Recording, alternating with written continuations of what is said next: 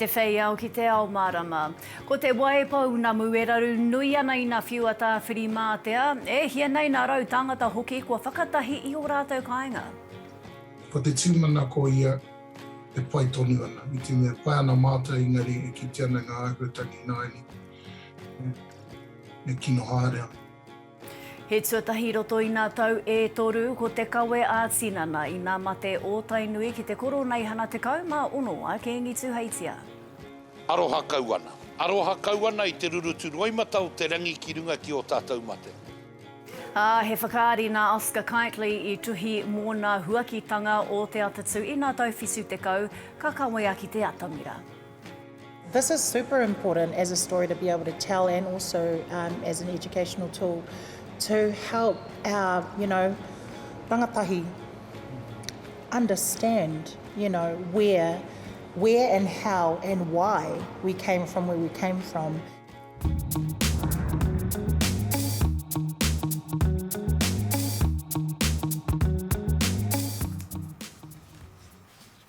Kai ako iti kai aku rahi huri noa rarau mai ki Te Ao Mārama.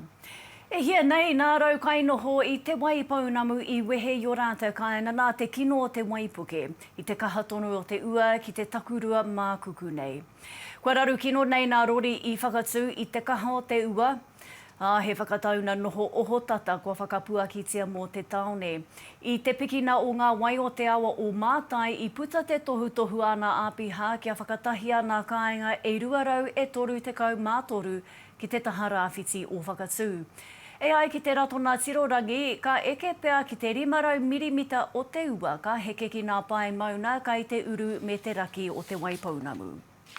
Nā ko te kura kaupapa Māori o tuhia te mātangi tatātu ki whakatū i patua e te marangai me te waipuke. Ka katia o nā tatau.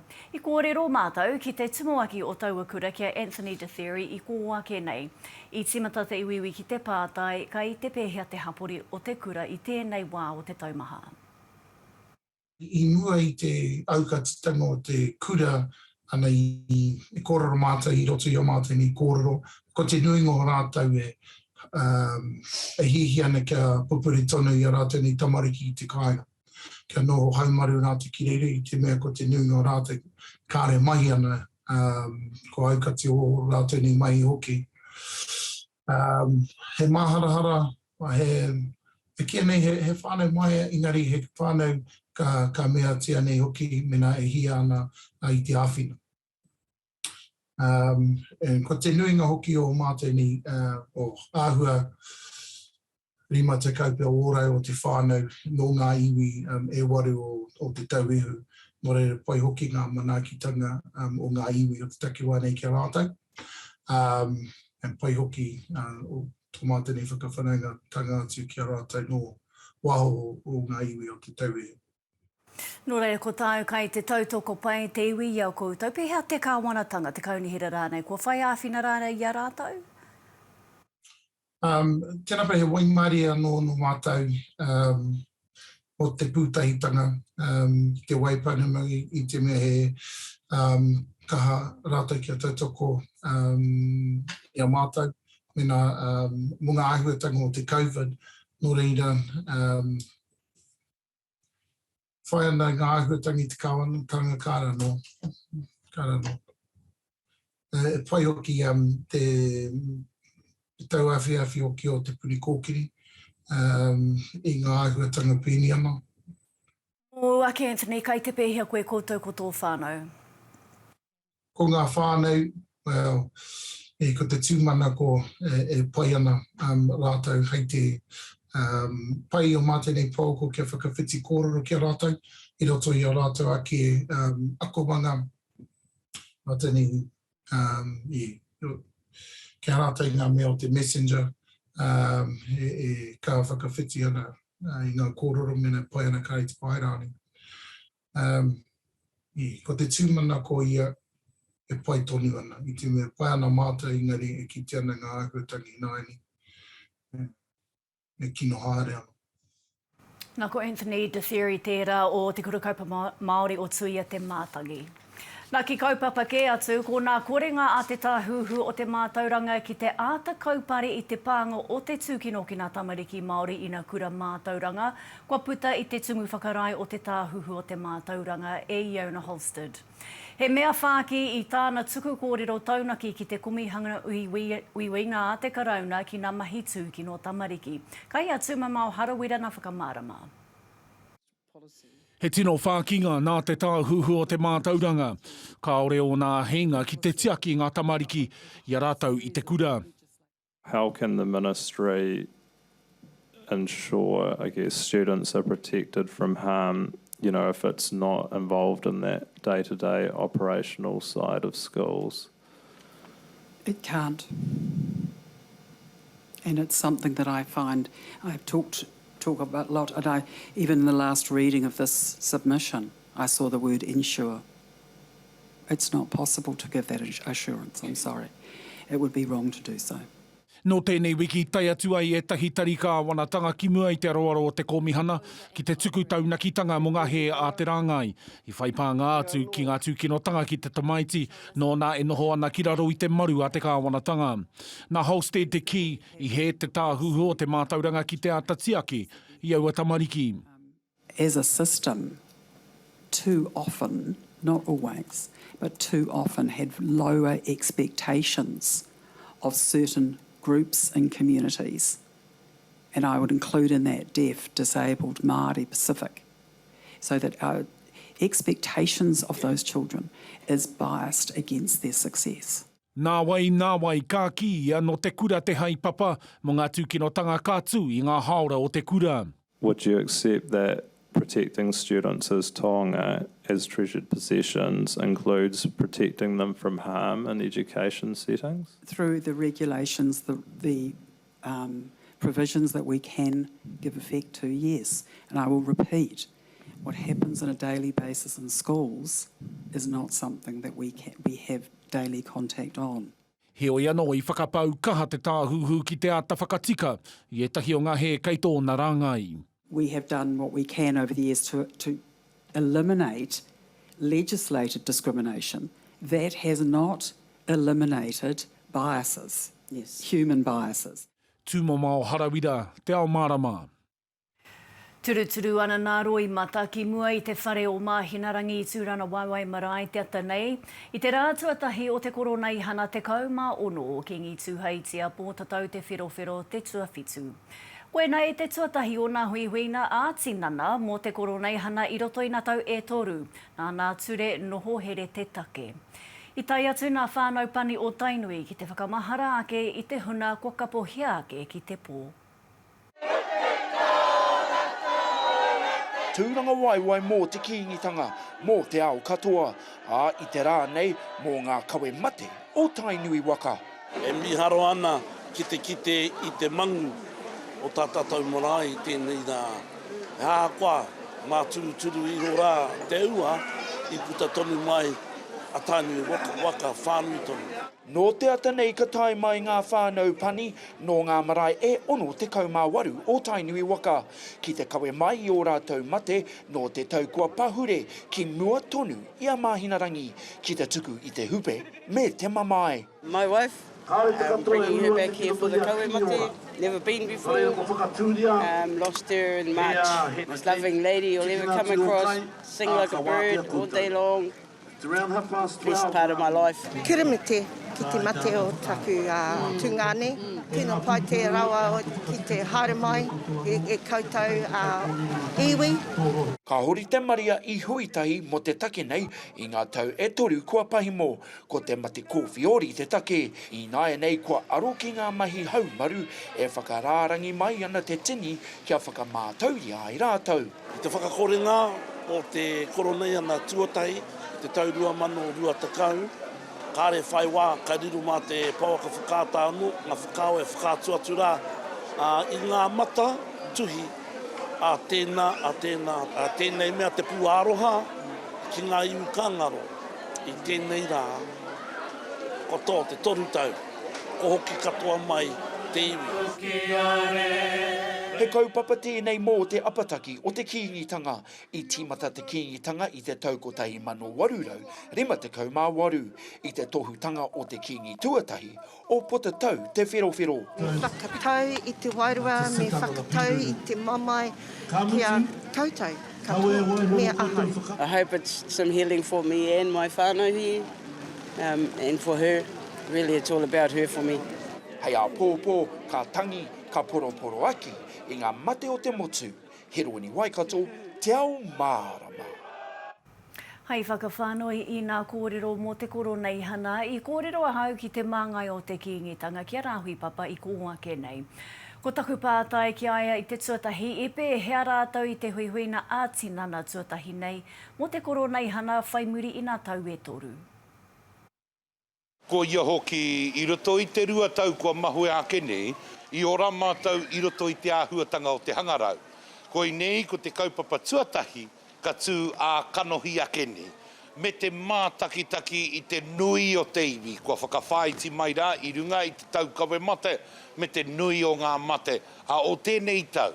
A ko ia tēnei ko te tangi apakura nei o te ngākau, a ki te nui o te hunga mate, kua wehe nei I Atatū. Ko rereke nā whakaritenga o te huihuinga, whai muri I te whakatāro I roto I nā tau, tēnā kōrero mai mona rereketanga. Kaore anō I tino rereke ake I o e te hitau, a he anō ko te āhuatanga o te haumaru tonu o te iwi. I runga I te kupu kōrero a tō tātou kingi, a mohi ake te o rau te iwi, ka puta ki te wheiau. Kua noho mai ko ngē te hi o ngā here, e kore nei e rerere te urutā, ki wainga nui I Atatū. Ana, ko ia tēnei te kaupapa matua, e rereke atua I ki o e te hitau, a he anō, ka tū tonu ko ngā āhuatanga ki te kawe mate, ka tū tonu te āhuatanga ki te manaki te manuwhiri, ka tū tonu te āhuatanga ki te pupuru e te mana o tō tātou kingi, me te kingitanga ki runga, e kore tērā e wete wete I Atatū I tēnei tau. Tēnā whakamārama mai whakawhānui nā huatanga I puia ke te ata nei me nā kawe mate o Tainui ki Surana Waiwai Marae. Aroha kauana. Aroha kauana I te rurutu roimata o te rangi ki runga ki o tātou mate. Aroha kauana I te nui o ngā mate I whakaeke mai rā. Mai anō I ngā niao katoa o te waka o Tainui. E tangi aroha kauana. Engari, ko te ora o te ngākau I whakakotahi te waka o Tainui I runga I te āhuatanga o te tangi ki ngō tātou mate. Nō reira, ahakoa te pauri o te kaupapa, ahakoa te apakura o te kaupapa, te mamaira nei o te kaupapa, ko te ora o te ngākau I whakakotahitia ngā nia o te waka ki te aroaro o tō tātou kingi, kia tangihia rātou, kia mihia te hunga mate, kia mihia hoki te hunga ora. Tēnā kia huri tāua ki te rohe o te aroa, kua hinga te tōtara rā tā Toby Curtis. Kai te whakarite rānei te kāwanatanga, te kīngitanga, ki te whai wāhi atu ki te tangi I nā rangi tata nei? Aira wātu, me tāi ngā kanohi o te kīngitanga ki te aroaro o Toby Kātika. Ko ia te tehi I noho I runga I te kaumārua o te kingi, ko ia te tehi kua tohe nei mo ngā mōtika o te ao Māori, ki ngā kaupapa tini huhu anoa. Nō reira, me tāi te kanohi o te kingitanga ki te aroaro o Taubi, mō āwhea kei te tāri ake nei ngā kupu motuhake mo te āhuatanga ki a Taubi, engari e tika ana me tāi te tehi kanohi ki te aroaro o te rangatira nei o te arawa. Kia whakatātātou mo te wāpoto, tai hoa ka tirotiro I te whakaari nā Oscar Knightley I tuhi mō nā huakitanga o te Atatū. I nā tau whitu te kau ka kawe ki te atamira, he kaupapa hoki e nā kau nui ana ki tētahi o ana kai whakaari. I have whānau that was directly involved with the Dawn Raids. They're born and raised in Grey Lynn. And some of my family were even part of the original Polypanthers. So this story has a lot of meaning to myself personally as well.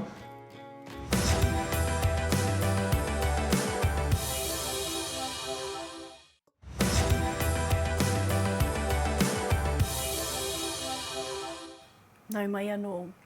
Kai te he ke atu te mahi harana rangatahi. Kai nari puata nā pirihimana o Aotearoa e whakaatu mai ana kua piki ake nā mahi tuki waka ki nā toa hoko hoko mā te whā rau o rau i nā tau e rima. E whitu te kauma ono rau o nā tau i mau he tamariki iho i te kauma waru tau te pakeke. Tērā anō hoki te maho te rangatahi e kimi taringa ana hei whakarongo ki a rātou e noho pō kai kahana. I nā te maha e whakapātu ana kia pānia te paiho o wahine toa hunting mā tōna pukamata. He whakatūpato mo te kaupapa e whai ake nei he kōrero e hāngai ana ki te whakamomori. He wahine kai whakangau. Ki te whāngai i tana whānau i nā te maha kua whakapātu kia ia e runga i a pukamata ki te ako i a rātou. Hoi anō, kua kaha te whakapātu o te hunga e whātō ana me o rātou whakaaro. I had one boy, he sent me a photo. He sent me a photo of a rope in a shed. And it's just like, I don't know what to do.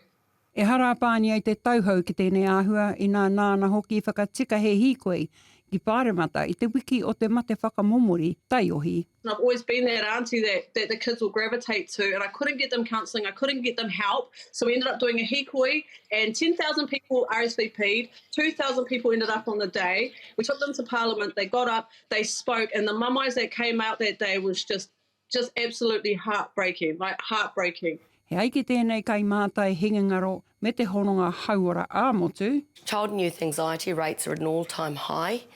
Obviously significantly contributed by the uncertainties and the flux and difficulties during the COVID pandemic period. And a significant number of young people disengaged and disconnected. We're struggling to hang on to hope as parents, as grandparents, as community whānau. I nāianei kua tahuri te maha ki te rāngai i te rapu oranga mai tēnei wahine whakangau. The mahi that our mare kura pānia and whānau are doing out in the Te Ao and out within her context is so critical to us being able to respond to our young people's distress. Tēnei molani Te Ao Mārama. Me he āwangawanga o mō tētahi tangata e noho mānuka ana, tēnā whakapātu kia Lifeline i te nama waia i te kore warurau rima whā toru rima whā kia suicide crisis rānei i runa i te kore rima kore waru tautoko. He whakaari nā te kaituhi puku hohe hoki nō Hāmoa nā Oscar Knightley i tuhi, e whakaohoho nei nā auea o nā huakitanga ata hāpara o nā tauwhitu te kau. Ka whai tēnei i te whakapāha te kāwanatanga o tāna e whakai atu nei i mahi kai kirikina iwi nō nā motua ki wā. Anei te pūrongo Amuri Waihe. Who's too busy? My new group, Dad! What new group? He rea ngā kai whakaari hau e aro atu ana ki ngā huakitanga i te tatau, ara ngā Dawn Raids. The Brown Panthers. This is super important as a story to be able to tell and also as an educational tool to help our, rangatahi understand, where and how and why we came from where we came from, and the journey, I guess, like at some stages, just very, very rocky journey that they've had to go through, traverse all those different lands to be able to get to this place now of, well, is it so safe now? It's hard out, eh? Yeah, you just go sing with your band and come straight home to your wife Wailoa. You think she likes being inside all day without you? Ko te uri nei o Ngāti Hāmoa, ka whakaari i te pirihimana i te pokapū o tāmaki makauru i ngā tau, tahimano iwarau whitu te kau. I have whānau that was directly involved with the Dawn Raids. They're born and raised in Grey Lynn. And some of my family were even part of the original Panthers. So this story has a lot of meaning to myself personally as well, which is amazing. I've always tried to find a way where I can pay homage to my family that was involved in the Dawn Raids, and I feel like this is a way for me to help tell our story and to also represent our families. The beautiful thing about Oscar's writing is that you could really see the struggle with Steve of his culture, of his ngafa, his ancestors, his family, all on one side, and trying to, make a living because he has goals at work where he wants to be the best so he can provide for his family as well at the same time.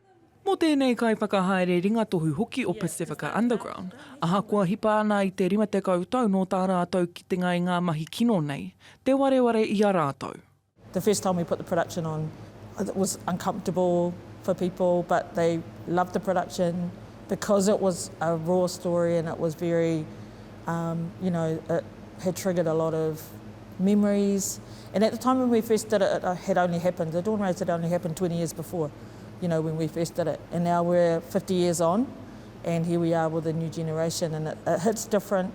Yeah, it's the same trauma, and it's the same healing that is needed. Why have you joined a gang? We're not a gang. We're a political action group, and we're fighting the government for how they're treating our people. Ko tā mua ngututia e manako nei, mā tēnei e hihiri ake a I te taiohi kia kōrero I a rātou ake pūrākau.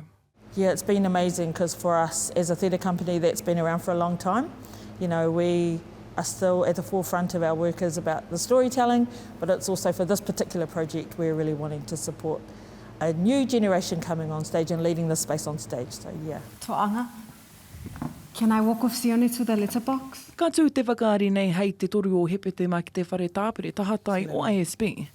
Muri wei hei, Te Ao Mārama. Kia whakatātātou mō te wāpoto, kai tua ake tonu ko te waiata ringa nā te pou o mga tāwhiri, te paki o matariki.